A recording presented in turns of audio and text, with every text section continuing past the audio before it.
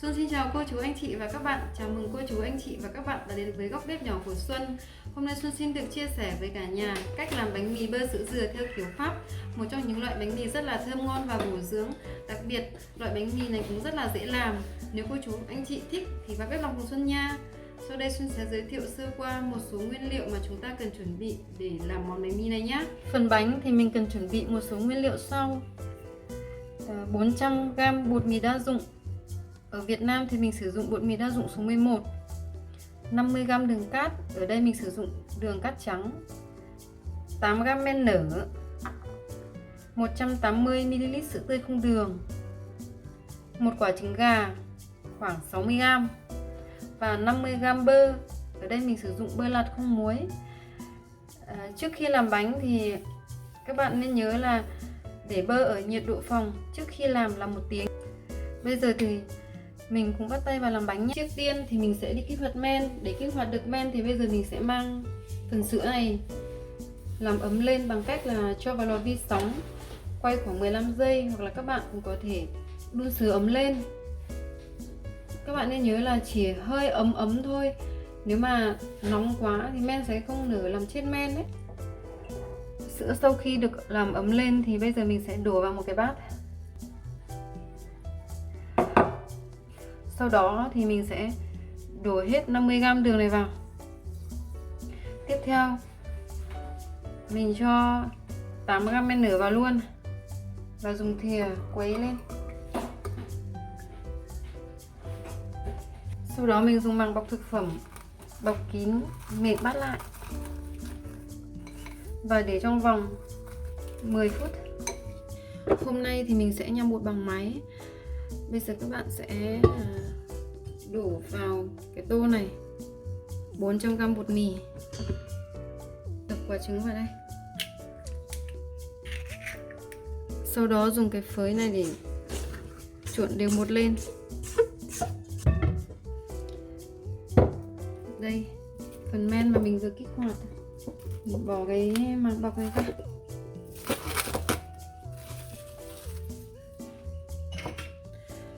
Đây, các bạn nhìn đây, men của mình sau khi kích hoạt thì nó nổi lên như cái gạch cua này ấy. Đó. Khi men nổi lên như gạch cua này chứng tỏ là men đã kích hoạt rất thành công nhá. Bây giờ mình sẽ tiếp tục đổ cái phần men mình vừa kích hoạt này vào đây.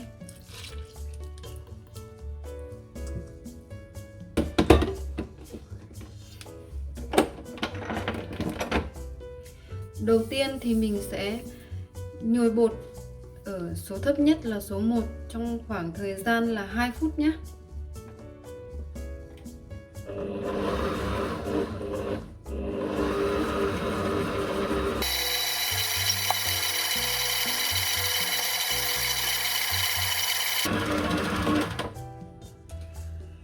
Sau 2 phút nhồi bột thì bây giờ mình sẽ cho bột nghỉ thêm 2 phút nữa. Sau đó mình sẽ tiếp tục nhồi thêm 5 phút. Sau khi nghỉ 2 phút thì bây giờ mình sẽ nhồi tiếp 5 phút nữa ở số 1.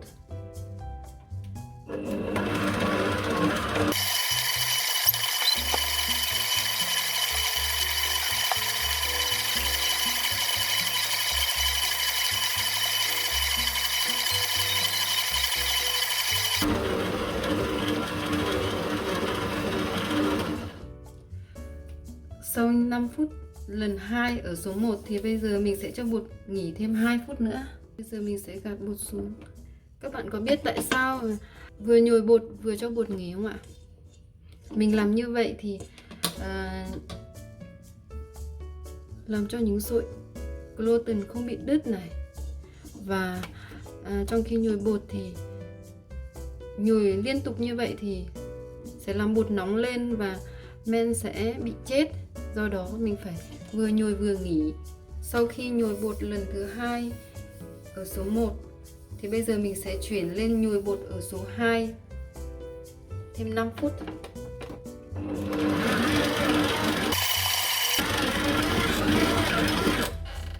Sau 5 phút nhồi bột ở số 2 thì bây giờ mình lại tiếp tục cho bột nghỉ thêm 2 phút.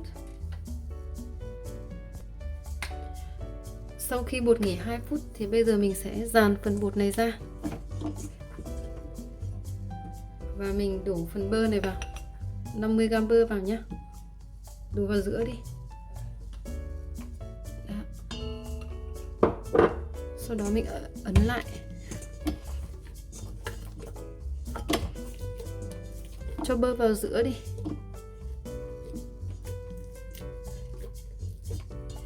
Và bây giờ mình sẽ tiếp tục nhồi 5 phút ở số 2.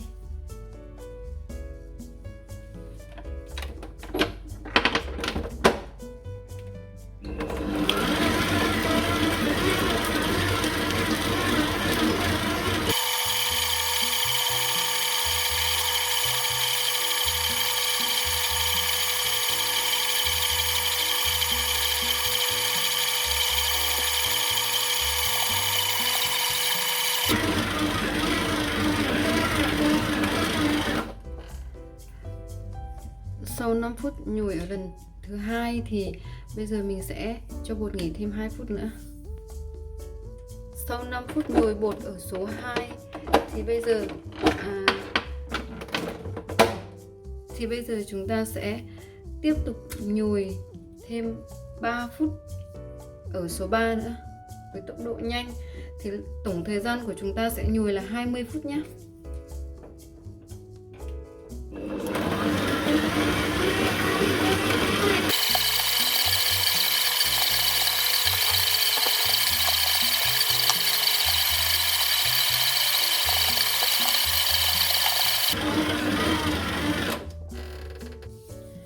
Chúng ta có thể kiểm tra bột xem bột đã đạt chưa bằng cách là chúng ta lấy một ít bột như này rồi chúng ta vo viên lại.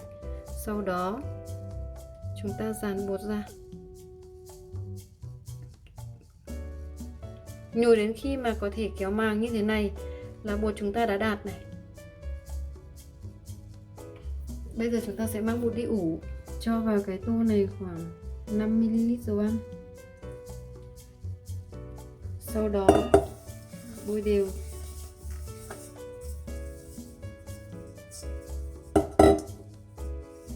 Làm như vậy để khi mà bột nở ấy thì bột sẽ không bị dính tô nữa. Và bây giờ mình sẽ cho bột vào đây.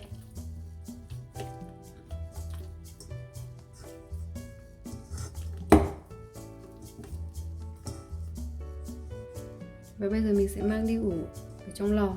Dùng một chiếc khăn để bịt kín lại. Và mình sẽ mang đi ủ. Nếu mà ở vùng có nhiệt độ nóng thì mình không cần phải ủ ở trong lò, mình chỉ cần ủ ở nhiệt độ phòng là được. Nhưng mà ở đây thì mình ở vùng lạnh nên là mình sẽ ủ ở trong lò. Mình sẽ đặt một cốc nước sôi ở ngăn dưới cùng của lò nướng và để cái tô bột này lên trên. Và mình sẽ đậy nắp lại và ủ trong khoảng thời gian là 1 giờ đồng hồ. Các bạn lưu ý là không nên ủ bột quá lâu, tại vì ủ lâu quá thì sẽ làm cho bột bị chua và bánh sẽ không còn ngon nữa. Trong khi ủ bột thì bây giờ mình sẽ đi chuẩn bị phần nhân nhé.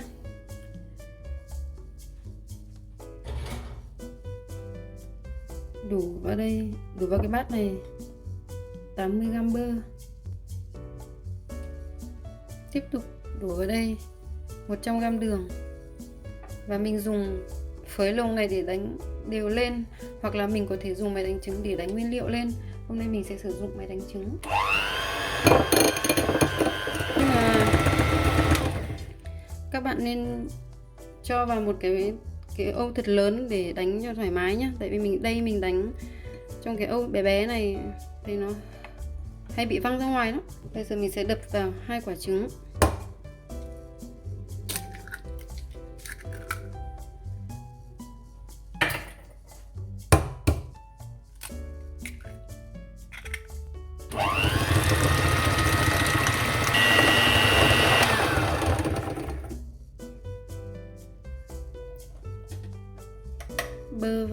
Bơ, đường, trứng của mình đã quyện vào với nhau rồi này. Bây giờ mình sẽ cho vào đây 1 thìa cà phê tinh chất vani.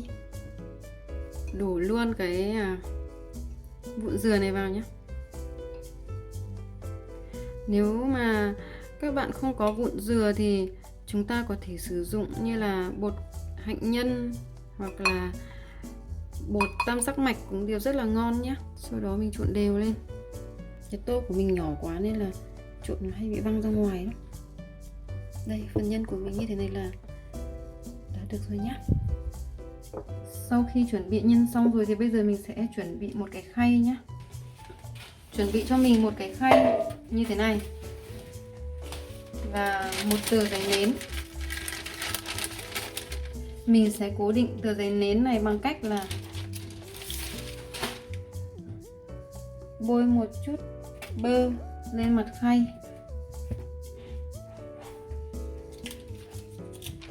Đặt tờ giấy nến này lên. Sau đó là vuốt vuốt như này. Thì tờ giấy nến sẽ cố định trên mặt khay và không bị xê dịch nữa. Đó. Đây là bột của mình sau khi ủ 1 giờ đồng hồ nhé. Bây giờ mình sẽ rắc lên trên này một chút bột mì.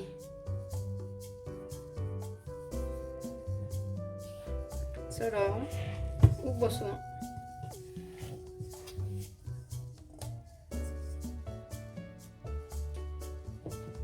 Tiếp tục rắc lên đây. Bên trên này một chút bột mì nữa.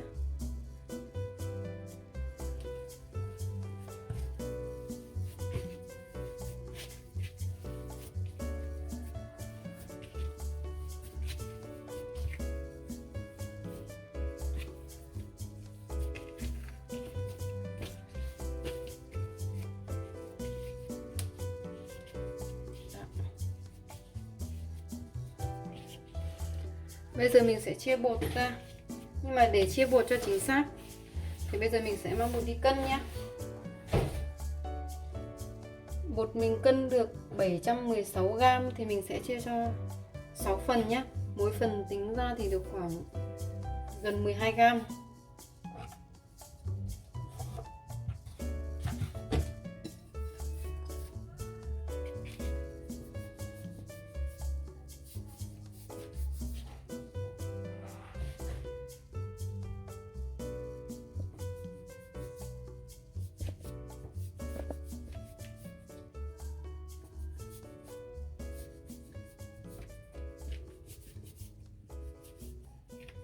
Bây giờ mình sẽ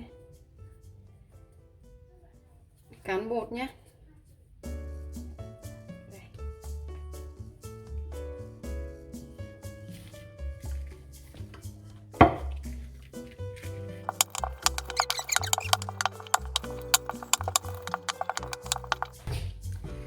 Để bột có một hình tròn đẹp thì các bạn cũng có thể dùng cái đĩa úp lên mặt bột.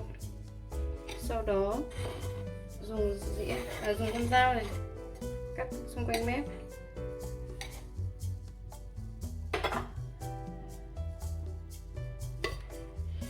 Lấy cái đĩa ra và tiếp tục đặt cái phần bột thừa này vào trong này đi. Sau đó lại cán.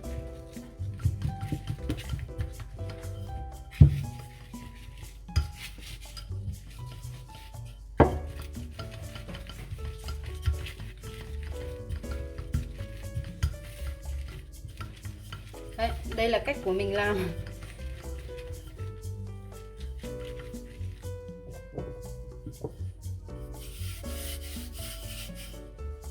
Sau đó thì dùng cái cán này lấy bột lên mép đi, sau đó là cuộn lại. Và mình sẽ đặt ra cái khay nhé. Và mình sẽ đặt ra cái khay này nhé.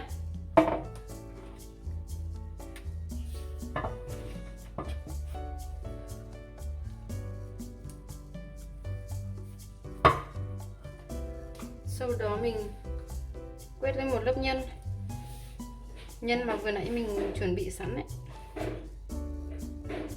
Cứ một lớp bột thì là một lớp nhân. Cứ làm như vậy cho đến hết.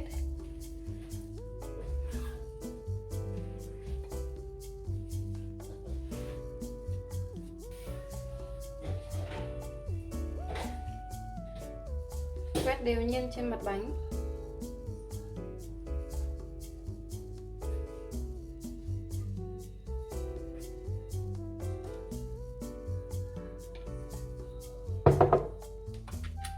Sau đó mình lại tiếp tục rắc bột mì và tiếp tục cán phần bột còn lại cho đến hết. Đây là lớp bột cuối cùng mình dùng để phủ lên mặt bánh nên là mình sẽ không dùng phần nhân để quét lên trên nữa.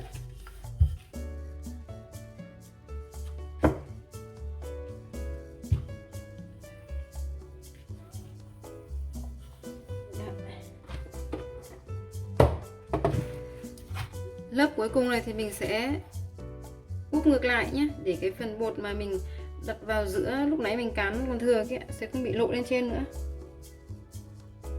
Đó. Sau khi cán bột xong thì bây giờ mình đã được một cái bánh hình tròn như thế này. Thì bây giờ mình sẽ cắt bánh, tiếp tục cắt.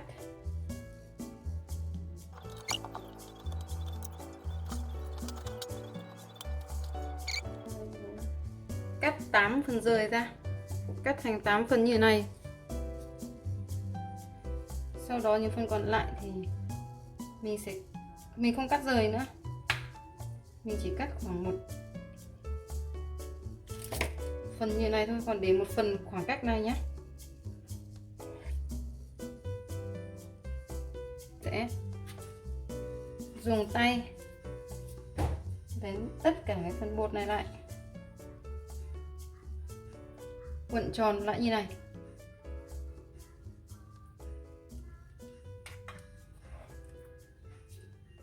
Phần bên phải thì cuộn sang bên trái, còn phần bên trái, bột bên trái này thì sẽ cuộn sang bên phải nhé.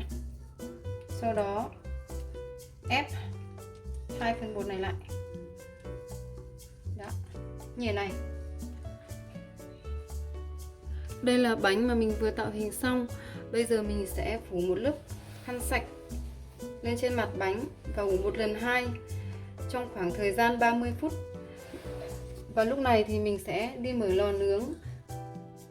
Bật lò nướng với nhiệt độ 165 độ C với chế độ 2 lửa, cả lửa trên và lửa dưới. Bánh sau khi ủ 30 phút thì bây giờ mình sẽ tách lấy một lòng đỏ trứng gà.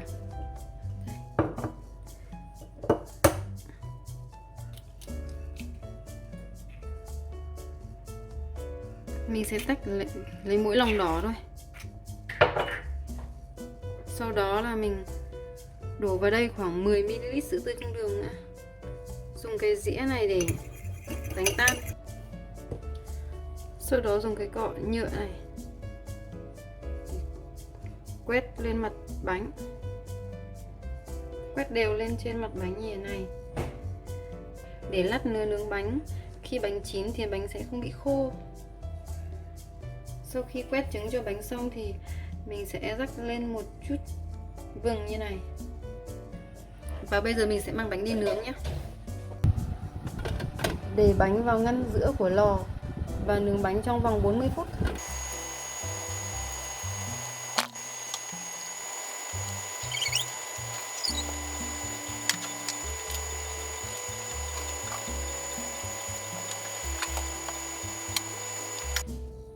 Sau khi bánh nướng xong thì mình sẽ quét lên một lớp bơ nữa.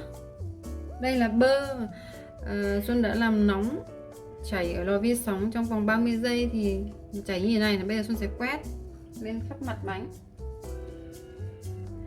Sau khi quét thêm một lớp bơ thì bánh đã có màu rất là đẹp này, rất là hấp dẫn đúng không ạ? Và bây giờ Xuân sẽ cho ra một cái khay khác để bánh nguội.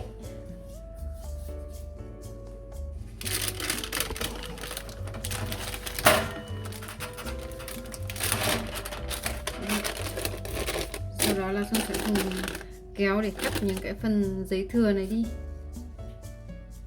Bây giờ Xuân sẽ cắt bánh cho cả nhà xem. Bánh rất là nhiều lớp, có bơ, sữa, dừa, rất là thơm ngon và mềm xốp. Nếu mọi người thích thì hãy vào bếp làm cùng Xuân nha. Vậy là Xuân vừa chia sẻ cho cô chú, anh chị và các bạn cách làm bánh mì bơ sữa dừa theo kiểu Pháp, một trong những loại bánh mì rất là thơm ngon và dễ làm. Xuân xin chúc cô chú, anh chị và các bạn làm bánh thành công. Xin chào và hẹn gặp lại.